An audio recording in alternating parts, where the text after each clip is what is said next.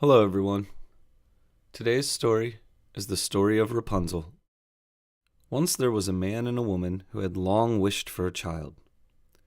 These people had a little window at the back of their house from which a splendid garden could be seen, which was full of the most beautiful flowers and herbs. It was, however, surrounded by a high wall, and no one dared go into it because it belonged to an enchantress who had great power and was dreaded by all the world. One day, the woman was standing by this window and looking down into the garden, when she saw a bed which was planted with the most beautiful Rapunzel, and it looked so fresh and green that she longed for it, and had the greatest desire to eat some. This desire increased every day, and she knew that she could not have any of it. She quite pined away, and looked pale and miserable. Then her husband was alarmed and asked, "What's wrong, dear wife?" She replied, If I can't get some of that Rapunzel, which is in the garden behind our house, to eat, I shall die. The man who loved her thought, "I'll bring her some of the Rapunzel myself, no matter what it costs me." In the twilight of the evening, he climbed down over the wall into the garden of the enchantress, hastily clutched a handful of Rapunzel, and took it to his wife. She at once made herself a salad of it, and ate it with much relish. She, however, liked it so much, so very much, that the next day she longed for it 3 times as much as before. If he was to have any rest, her husband must once more descend into the garden. In the gloom of evening, he'd let himself down again. But when he had clambered down the wall, he was terribly afraid, for he saw the enchantress standing before him. "How dare you She said with an angry look, to descend into my garden and steal my Rapunzel like a thief? You will suffer for it." Ah, let mercy take the place of justice. I only made up my mind to do it out of necessity. My wife saw your Rapunzel from the window and felt such a longing for it that she would have died if she had not gotten to eat some. The enchantress allowed her anger to be softened, and said to him, "If the case be as you say, I will allow you to take away as much Rapunzel as you can, on one condition. You must give me the child which your wife will bring into the world. It shall be well treated, and I will care for it like a mother." The man was so scared he agreed. And when the woman was brought to bed, the enchantress appeared at once, gave the child the name of Rapunzel, and took it away with her. Rapunzel grew into the most beautiful child beneath the sun. When she was 12 years old, the enchantress shut her into a tower, which lay in a forest, and had neither stairs or a door, but at the top was a little window. When the enchantress wanted to go in, she placed herself beneath it and cried, "Rapunzel, Rapunzel, let down your hair to me." Rapunzel had magnificent long hair, fine as spun gold, and when she heard the voice of the enchantress, she unfastened her braids, wound them round one of the hooks of the window above, and then the hair fell 20 stories down, and the enchantress climbed up by it.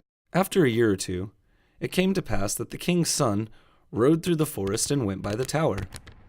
Then he heard a song, which was so charming that he stood still and listened.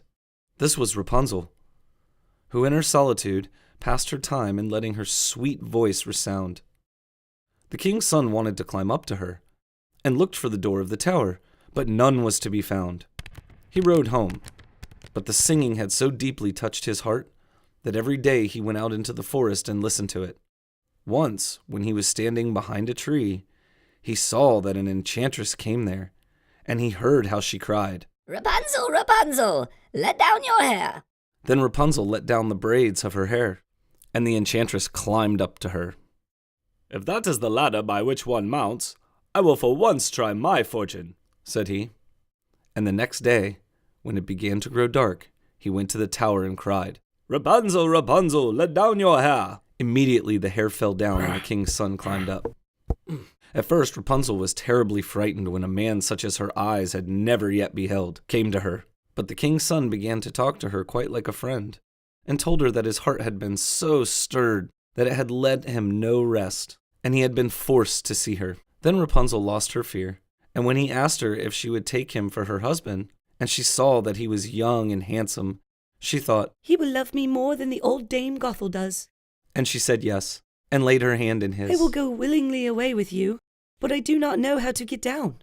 Bring with me a skein of silk every time that you come, and I will weave a ladder with it. And when that is ready, I will descend, and you will take me on your horse." They agreed that until that time, he should come to her every evening, for the old woman came by day. The enchantress remarked nothing of this, until once Rapunzel said to her, "Tell me, Dame Gothel, how it happens that you are so much heavier for me to draw up than the young king's son. He is with me in a moment." "Ah, you wicked child! What did I hear you say? I thought I had separated you from all the world, and yet you have deceived me."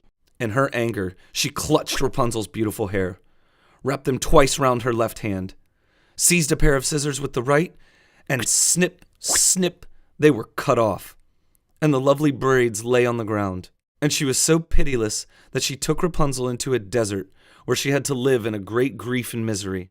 On the same day, however, that she cast out Rapunzel, the enchantress in the evening fastened the braids of hair, which she had cut off, to the hook of the window. And when the king's son came and cried, "Rapunzel, Rapunzel, let down your hair," she let the hair down. The king's son ascended, but he did not find his dearest Rapunzel above, but the enchantress, who gazed at him with wicked and venomous looks. "Aha! You came for Rapunzel, but the beautiful bird sits no longer singing in the nest. The cat has got it, and will never give her back. Rapunzel is lost to you. You will never see her again." The king's son was so beside himself with pain, and in his despair he leapt down from the tower. He escaped with his life, but the thorns into which he fell pierced his eyes.